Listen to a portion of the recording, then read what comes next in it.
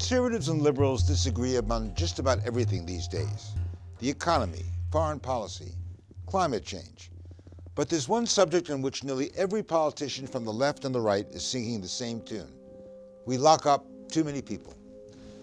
Change, however, is hard. Our criminal justice system is primarily a state responsibility, and each state is struggling to find the right mix of policies that are fair and humane while keeping our streets and cities safe. Last week, New York took a major step towards finding that balance. Our state's Chief Judge, Jonathan Lippman, released the recommendations of a report that called for the most radical overhaul in how judges sentence offenders in nearly a decade. Here's what he said. The legislation we will be advocating, based on the Commission's recommendations, will bring much-needed reform to sentencing laws in this state.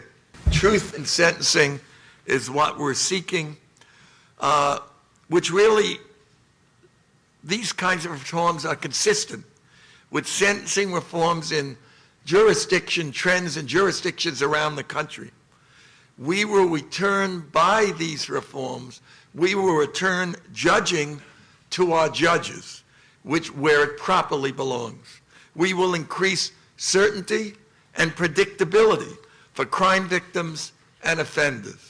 And we will make punishment of offenders more rational and less capricious. Why is sentencing so important? And what will the Commission's new recommendations mean? To help us answer these questions, we invited Martin Horn, Executive Director of the New York Sentencing Commission, who also serves as Distinguished Lecturer at John Jay College. Marty, welcome back to Criminal Justice Matters. Good to be here. Let me start with one key question. New York is among the top states who are really ahead of the trend in reducing prison populations. So why are we talking now about sentencing at this stage in New York? The purpose of this proposal was never to reduce the state's prison population, although that may well be a welcome effect of this proposal. There's no getting around that. The reason that we're talking about this now is that New York has a very convoluted, confusing, opaque sentencing scheme that does not serve the ends of justice. It leaves bad feelings in its wake. It does not serve the interests of transparency or clarity or explicitness in sentencing, all of which are desirable goals of justice. Give me some examples. Well, for example, in New York, if you are convicted of a violent crime or a sex offense, you are subject to a determinate sentence. If you are convicted of a drug offense, you receive a different type of determinate sentence. A determinate sentence meaning? Determinate sentencing meaning the judge says you will serve X number of years, and that's a fixed amount. And everybody knows on the day that you walk out of the courtroom how long you will serve. There's no discretionary release by the parole board. And so drug offenses receive this determinate sentence. Everyone else, people who are convicted of what we describe as non-violent, non-sex, non-drug felonies, your burglaries, your conspiracies, your embezzlements, your car thefts, your possession of stolen properties, your business frauds, and so on, your identity theft, are subject to what's called an indeterminate sentence. And that leaves a group of offenders disadvantaged. It leaves them feeling badly when they're not released by the parole board at the date they were led to expect when they accepted their plea by whoever induced them to take that plea. Oftentimes, if they are released at their minimum term, the victim, who was led to believe they would serve far longer, feels betrayed. And when a person is convicted of both a violent offense and a nonviolent offense, or a drug offense and a nonviolent offense, calculating their sentence and trying to explain to the press and to the public when that person will leave prison is confusing.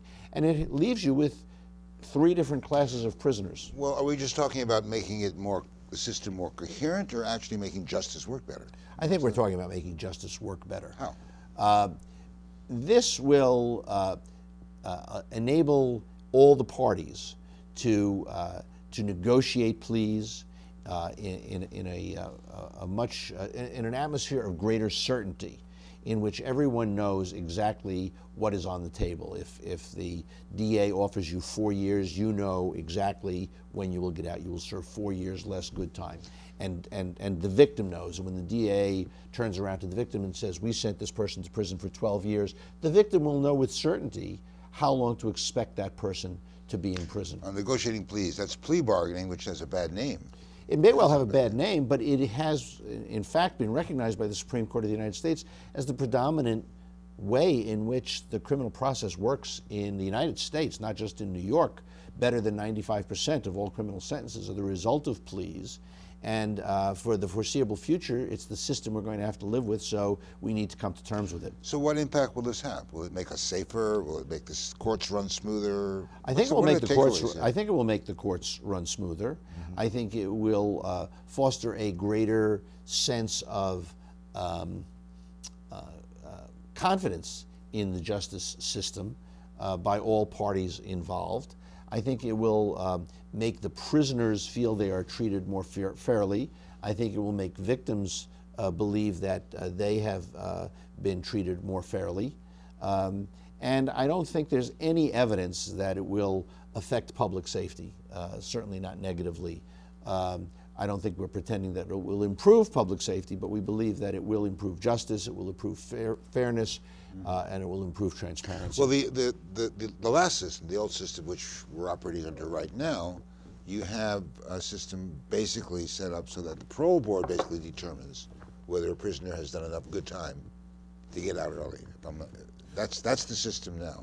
Well, not good time. A prisoner earns good time for good behavior, right, and the parole board really doesn't get involved. Good time intervenes when the parole board doesn't release someone. But let's take a concrete example. Let's take an individual who takes a plea for an offense and receives a sentence of 3 to 9 years. The victim of that crime walks out and says, well, he got 9 years. And the inmate walks into prison saying, well, my lawyer told me that if I do everything I'm supposed to do, if I go to school and I don't get into trouble, I'll get out at 3. So which is it? Is it 3 or is it 9? And the reality is that it's neither. The reality is that irrespective of what the parole board does, he's going home at 6 because he earns that time for good behavior. But if the parole board does see him, and they do at 3 years, they may well choose to release him. In which case the victim says, well, wait a minute, I thought he was going to do at least 6 and maybe 9. And if the parole board doesn't release him, he feels aggrieved. What has happened, and part of the problem with this, is that when the inmate does all the right things, all the things we want him to do, all of the things that we believe are related to his likelihood of success, he can be denied release nonetheless. And in fact, the New York Times has editorialized that this is unfair. Additionally, we have data. Our goal is to make sure he doesn't get back into prison. Well, certainly, but how long? There's no evidence that how long he serves is related to that, right? Our research indicated that the length of time that a person spends in prison is not correlated with or causative of a good Which outcome. goes against stereotype. Sure, I mean, we can incapacitate people, but it doesn't help us to make them into a better citizen. The other thing that we discovered is that the rate at which the parole board releases people, the percentage of people that the parole board sees and releases, fluctuates over time depending upon who the governor is. So when Mario Cuomo was the governor, the parole board was releasing upwards of 60% of the people that appeared before them. When George Pataki became governor, that number dropped to 35%. And this is based on your political philosophy. And this is based on the political philosophy of the governor that he transmits to his parole board. Now, I suppose one could argue that the public gets to elect their public officials and they can affect public policy that way, but I think a fairer argument is that how long you serve in prison for a given offense should not depend upon who is the governor in the year in which you come up before the parole board. So if we do this, right now it's a proposal that you're hoping to get through, the commission hopes to get through Albany. Yes. Now, if it does take away some of the political, some of the ability, the discretionary ability of a governor to decide how he wants to run his criminal justice system. That's going to be a hard sell, isn't it, in Albany? Yes, but you know, it was Mario Cuomo who described the New York State Board of Parole as a group of nameless, faceless bureaucrats. So hopefully his son has learned that lesson. How difficult is it going to be, do you think? It's going to be very hard. There are people who have philosophical objections to our proposals. There are people who believe that the length of prison terms the determinate fixed terms that we are specifying are too short. There are people who will believe they are too long. There are people who have an interest in keeping the number of people in prison where it is, and who are fearful that if this proposal were to go through, it might reduce the number of people in New York's prisons, and the state may close more prisons. Right. And so the communities where those prisons are located are going to have an interest in not seeing this happen, as well as the people who work in those prisons. We have gone past our tough on crime moment. So is it going to be a harder sell to say, well, if we do this, it's going to raise threats to public safety? I don't think that argument can be made anymore. New York State in 2009 substantially reduced the length of time that drug offenders served under the Rockefeller drug law reforms, and those sentences were determinate sentences. Certainly the question of whether we should have determinate sentencing, it seems to me, is a settled issue. Twice in the last 20 years, the New York State legislature has considered this issue. In 1995, Governor Pataki proposed increasing the length of time that violent offenders served, and it was to be accomplished through determinate sentencing. And the legislature adopted determinate sentencing. In 2005 and 2009, when we did Rockefeller drug law reform, again, the legislature chose determinate fixed sentences, but albeit for a shorter period of time, and crime has continued to come down. That determinate sentencing is the preferred structure in New York is no longer an argument. How many people are we actually talking about? How many are in New York prisons today who are serving indeterminate sentences? Well, there are probably upwards of 15 or 20,000 people who are currently serving these kinds of sentences, because that's a residuum. But each year, an additional 5,000 new people are entering the system who are receiving these indeterminate sentences. Because remember, everybody who's coming into prison for a violent offense is getting a determinate sentence. Everybody who's coming in for a drug offense is getting a determinate sentence. So it's only this residual group of non-violent, non-drug offenders. You guys have worked on this for 4 years, and you had some of the commissioners file dissenting opinions. We've been working on this proposal for 2 years. Before that, we worked on the proposal to change the age of criminal responsibility. Yes. But then we turned to this about 2 years ago. Yes, there are some members of our commission who did not feel that the proposal satisfied all their needs. In fact, one of our district attorneys, who is a member of the commission, included a letter in the report in which she says that she supports the structural change, but believes the sentences should be longer.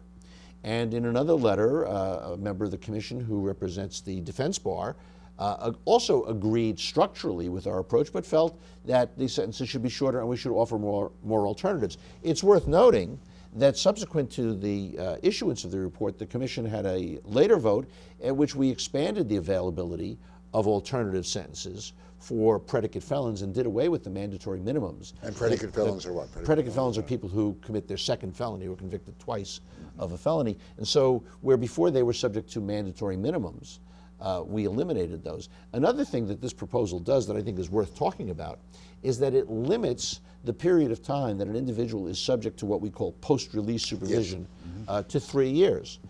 Now, if you get a sentence of that fellow that I talked about who got 3 to 9, if he got out at 3, he would have been on parole for 6 more years. Under our proposal, the most he could be on parole is 3, and in fact, we give to judges the discretion to set it as low as 1 year, which is consistent with all of the research and all of the evidence that has come out that says that the less you intervene in the lives of the least risky offenders, the better, and also evidence that increasingly shows that continued periods of parole supervision do not promote public safety. What about the most risky offenders? Well, for those who are, I mean, you do call for increasing sentences. Yes, yes. We recognize that there are within these groups of felons, individuals who stand accused of very serious crimes that are inappropriate for the sentence lengths that we are proposing. And so we carve them out. In some instances, we either move crimes that are currently classified as non-violent felony offenses under New York law to violent felony offenses, which subjects them to a different sentencing period, sentencing term, Right. And increases their exposure. In other cases, we take crimes that are, say, D felonies and increase them to C felonies in recognition of the amount of time that has to be served. Also, within this group were homicides, Right. believe it or not, that are not considered violent felony offenses under New York law. These are vehicular offenses, drunk driving offenses, and we recognize that those crimes where there was a life involved required greater periods of incarceration, and so we carved out a separate sentencing matrix for those crimes. This is a very inexact science, sentencing. I mean, and very often it's a subject that only judges and lawyers can love. But what does the average person, the layman, take away from what you've done? And how will it affect his life or her life? The reality is that the average layman who doesn't come in contact with the criminal justice system won't notice it. This is the ultimate in what I call inside baseball. This is truly a technocrat's issue. When the legislature adopted determinate sentencing in 1995, it was propelled by the interest in increasing sentence lengths and time served for violent offenses. When the legislature adopted determinate sentencing in 2009 for the Rockefeller drug law offenses, it was propelled by the interest in reforming the Rockefeller drug laws. There is no underlying propellant for this change. And the important thing for the average citizen, it seems to me, is that they want to live in a world where sentences are imposed fairly. And humanely, certainly, but fairly, justly, and with, I think transparency in a democracy is critically important, and this promotes transparency most of all. Where does it put us as a state in the general continuum of what's going on? There's a lot going on around the country. Yes. Everybody's talking about changing and fixing what's wrong with the criminal justice system. This is part of it. This is absolutely part of it. This is very consistent with that movement. The last time the Bureau of Justice Statistics looked at the issue in 1999, approximately 20 states had adopted a fully determinate sentencing system. So this will put us in that group. So that's a substantial number of states that have moved towards determinate sentencing. In addition, the Pew Public Safety Performance Project has done studies that show that historically the time served by offenders in New York State is among the longest in the nation. Yes, and so the effort That's something not to be proud of. Well, that's right. So this effort to reduce time served for this group of offenders is certainly consistent with the national movement and consistent with the whole effort of right on crime, to be smart about what we do, not to spend our limited public dollars on unnecessary imprisonment. Well, here's the dollars and cents question. How much is this going to cost us if we do change it? I don't think it will cost us anything, and it may save a great deal. It's very hard to say how much it will save because it is such a dramatic change to the sentencing system, especially with opening up the alternative sentences for the predicate felons and limiting the parole supervision time, that it's very hard to predict how the justice system will respond. It'll take some time for the dust to settle, but we're very confident that it certainly will not cost the state money, and it most likely will save the state. Well, you talk about parole and post-release supervision. Is that the next thing we really have to look at? The philosophy behind indeterminate sentences, as I read from the report, was that it left the parole board as the best judge of whether an inmate had satisfied the requirements of his sentence. Right.